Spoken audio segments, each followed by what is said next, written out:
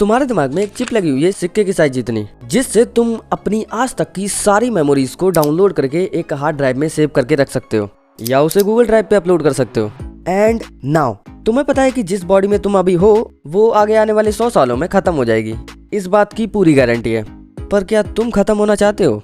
तुमने अभी तक जो कुछ भी एक्सपीरियंस किया है, जो कुछ भी देखा है, जो कुछ भी सीखा है, तुम्हारी आइडेंटिटी, पर्सनालिटी, इमोशंस, सब कुछ तुमने एक जिप फाइल में डाउनलोड कर लिया है एंड उसे गूगल ड्राइव पे अपलोड भी कर दिया है thanks to the brain chip. And वही मेमोरी है जो तुम्हें तुम बनाती है, कोई सेल से बनी हुई बॉडी नहीं।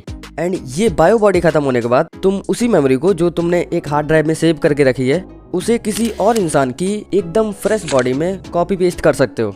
एंड डैम, तुम्हें फिर से 80 साल मिल गए जीने के लिए। एंड सिर्फ तुम ही क्यों, कोई भी तुम्हारी मेमोरी डाउनलोड करके बन सकता है। मैं खुद मार्क जुकरबर्ग की मेमोरी डाउनलोड करके 100x स्मार्टर बन सकता हूँ एक एवरेज ह्यूमन से। रियली? आई नो तुम्हारी उंगलियां तरस रही होंगी इस वीडियो को हटाने के लिए क्योंकि कुछ भी सच नहीं लग रहा है, पर यकीन मानो यही सब होने वाला है फ्यूचर में, और इसकी शुरुआत तो हो भी चुकी है। न्यूरालिंक, ये है न्यूरालिंक की N1 चिप, जिसे FDA ने अभी कुछ दिनों पहले ही अप्रूवल दिया था। मतलब अब ये जो इलॉन मस्क की कंपनी न्यूरालिंक है, ये जानवरों से हटके ह्यूमंस पे अपने ट्रायल शुरू करेंगे। और सबसे इंटरेस्टिंग बात, इसे कोई डॉक्टर तुम्हारे दिमाग में नहीं लगाएगा, एक ऐसा रोबोट लगाएगा कुछ इस तरीके से। हाँ, ये सुनने में थोड़ा अजीब लग रहा है, पर ये जो थ्रेड्स हैं ये ह्यूमन हेयर से भी बहुत ज्यादा पतले हैं, इसीलिए किसी इंसान के लिए तो ये पॉसिबल नहीं है। पूरी सर्जरी सिर्फ 60 मिनट्स में खत्म हो जाएगी, ऐसा है इलॉन का कहना है, मेरा नहीं। एंड देन इसके बाद शुरू होगा असली गेम। अब तुम्हें अपने फोन को टच करने की भी जरूरत नहीं पड़ेगी, सब कुछ तुम ब्रेन से कंट्रोल कर सकते हो। Typing, browsing, calling, photo editing, video editing, web designing. Imagine तुमने अपने हाथों में फोन पकड़ रखा है सिर्फ स्क्रीन देखने के लिए, बाकी सारे बटन्स खुद ब खुद टच हो रहे हैं एंड कुछ ही देर में फोटो एडिट होके इंस्टाग्राम पे अपलोड भी हो जाती है। हमारे ब्रेन के अंदर सबसे बेसिक लेवल पे ऑलमोस्ट ज्यादातर चीजें सिर्फ इलेक्ट्रिकल सिग्नल्स की फॉर्म में ही ट्रेवल करती हैं। जब भी हमें कुछ टाइप करना होता है, जैसे मैं अभी ये स्क्रिप्ट लिख रहा हूँ, तो सबसे पहले मैं अपने दिमाग में वर्ड्स सोचता हूँ एंड फिर मेरा दिमाग इलेक्ट्रिकल सिग्नल्स भेजता है मेरे हाथों की मसल्स को कि फिंगर्स को मूव करना है इस कोऑर्डिनेशन के साथ, एंड देन फिर मैं टाइप कर पाता हूँ। पर यही सिग्नल्स अगर कोई डिवाइस डायरेक्ट हमारे फोन में भेज दे तो हमें मसल्स मूव करने की जरूरत नहीं पड़ेगी। उस टाइम तुम खुद को एक सुपर ह्यूमन कह सकते हो, क्योंकि अब तुम एक एवरेज इंसान से कहीं ज्यादा फास्ट हो चुके हो। तुमने बीच के कई सारे स्टेप्स को हटा दिया है, डायरेक्ट ब्रेन को एक कंप्यूटर से कनेक्ट कर दिया है। इसे ही कहते हैं ब्रेन कंप्यूटर इंटरफेस। इस वीडियो में इन लोगों ने स्पिक के साथ भी यही करके दिखाया है। उसे कमांड दिया पैर ऊपर करने के लिए एंड देन उसने किया। एंड लिटरली ये तो सिर्फ पहला वर्जन है जो कि पैरालाइज्ड लोगों के दिमाग में घुसेड़ा जाएगा। अभी तो इसके और एडवांस वर्जन्स भी आएंगे फ्यूचर में, जो कि इससे कहीं ज्यादा पावरफुल होंगे। एंड तुम्हें बस अपनी ओल्ड N1 चिप को चेंज करवाते रहना होगा टाइम के साथ। पर वियर्ड बात ये लगी मुझे कि उस टाइम भी यही रोबोट ही करेगा। नाउ इस चिप से तुम अपनी कोई भी पास्ट मेमोरी को दोबारा देख सकते हो, उसे फील कर सकते हो एंड इवन उसे एडिट भी कर सकते हो अगर तुम्हें वो पसंद नहीं है तो, या फिर वही मेमोरी तुम्हारे डिप्रेशन का कारण बन रही है। इलॉन के शब्दों में कहें तो you kinda need an electronic thing to solve an electronic problem. तुम टेबल पे बैठे बैठे पूरी एक वेब सीरीज देख सकते हो। डोपामाइन, ऑक्सीटोसिन, सेरोटोनिन, एंडोर्फिन, ये सारे केमिकल्स का कंट्रोल तुम्हारे हाथों में होगा, सबकॉन्शियस माइंड के हाथों में नहीं। तुम जब चाहो तब अच्छा फील कर सकते हो, बुरा फील कर सकते हो, हाइपर फोकस कर सकते हो किसी एक चीज पे, जैसे पढ़ाई। पर एक सेकेंड, मुझे ऐसा लगता है कि एजुकेशन तो उस टाइम पे गार्बेज बन जाएगी, क्योंकि इंटरनेट से तुम कोई भी चैप्टर सेकंड्स में डाउनलोड कर सकते हो अपने दिमाग में, इवन कोई स्किल भी। ये थोड़ा सा हाइपोथेटिकल हो रहा है, आई नो। चैनल का नाम लॉजिकल से स्टार्ट होता है। देखो, न्यूरालिंक एक प्राइवेट कंपनी है, कोई गवर्नमेंट एंटिटी नहीं है, तो उसका अल्टीमेट गोल है पैसे कमाना, प्रॉफिटेबल रहना। इसीलिए ये जो चिप है वो सस्ती तो नहीं रहने वाली है।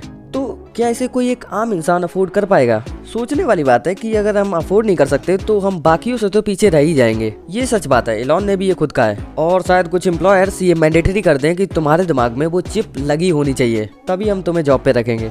न्यूरालिंक अगर इसे सस्ता करने की कोशिश करेगा तो फिर वो तुम्हें एड्स दिखाएगा तुम्हारे दिमाग के अंदर ही। Watch ads to think fast, ऐसा कोई ऑप्शन होगा। तुम्हारे ब्रेन की स्पीड को लिमिट कर देगा, फोकस को कम कर देगा। मतलब तुम कुछ लिख रहे हो और उधर साइड में तुम्हें स्विगी के एड्स दिखाई दे रहे हैं। अगर ये सब हटाना चाहते हो तो प्रीमियम वर्जन खरीदो। वैसे इलॉन ने तो कहा था कि हम एड्स नहीं दिखाएंगे, पर फिर भी अगर न्यूरालिंक एड्स नहीं दिखाएगा तो उसे तुम्हारे दिमाग से जो इंसेन अमाउंट का डाटा मिलेगा उसकी वैल्यू कितनी ज्यादा होगी आप इमेजिन भी नहीं कर सकते हो। इतिहास गवाह है और ये हमने भी देखा है कि कई सारे ऐप्स तुम्हारी इंफॉर्मेशन कलेक्ट करते रहते हैं। फेसबुक, गूगल ये फ्री जैसे दिखते हैं पर फ्री है नहीं। पर ये भी उतनी बड़ी प्रॉब्लम नहीं है।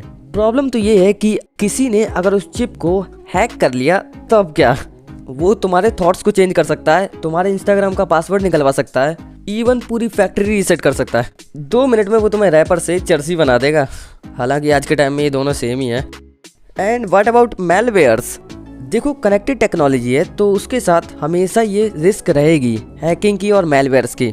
इसीलिए तुम्हें अपने ब्रेन का एक बैकअप तो रखना ही पड़ेगा। इट्स लाइक कि तुम अपनी एक पूरी डुप्लीकेट कॉपी कहीं सेव करके रख रहे हो। यहीं पे कॉन्सेप्ट आता है माइंड अपलोडिंग का।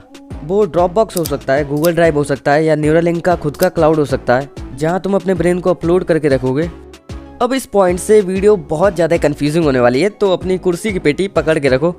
देखो, गवर्नमेंट्स ने अगर इस टेक्नोलॉजी को बैन नहीं किया और इसमें एडवांसमेंट्स आते गए तो इस बात की पूरी गारंटी है कि एक पॉइंट पे आके तुम अपने पूरे ब्रेन को हाई क्वालिटी में स्कैन करके उसे एक कंप्यूटर में डाल पाओगे। मान लो तुमने अपने पूरे ब्रेन को डाउनलोड करके एक रोबोट की बॉडी में अपलोड कर दिया। मेमोरीज, एक्सपीरियंसेस, आइडेंटिटी, इमोशंस, सब कुछ। इट्स लाइक कि तुम अपने ब्रेन के न्यूरॉन्स के बीच का जो पैटर्न होता है उसकी एक हाई क्वालिटी में फोटो खींच रहे हो एंड फिर वही फोटो को एक कंप्यूटर में डाल के कंप्यूटर को समझा रहे हो कि ऐसे ऐसे पैटर्न्स हैं तो तुम्हें ऐसे ही बिहेव करना है। ये बहुत ही सिंप्लीफाइड तरीके से समझा दिया मैंने। एक्चुअल प्रोसेस इससे कहीं ज्यादा कॉम्प्लिकेटेड होता है और वो भी हाइपोथेटिकल है, मतलब अभी तक इसे किसी ने भी किया नहीं है। नाउ ये सब करने के बाद तुम उसी रोबोट के सामने बैठे हो, उसके ब्रेन में और तुम्हारे ब्रेन में अब जरा भी फर्क नहीं रह गया है। पर फिर भी क्या वो कॉपी सच में तुम ही हो? अगर हाँ तो तुम खुद को उसमें महसूस क्यों नहीं कर पा रहे हो? तुम्हारी कॉन्शियसनेस तो स्टिल तुम्हारे अंदर ही रहेगी, वो क्यों नहीं ट्रांसफर हुई? अगर मैं और थोड़ा डीप में बोलूं तो ब्रेन फिर भी अपलोड हो सकता है, पर क्या हम कभी अपनी कॉन्शियसनेस को अपलोड कर पाएंगे और अपनी बायोलॉजिकल डेथ को अवॉइड कर पाएंगे?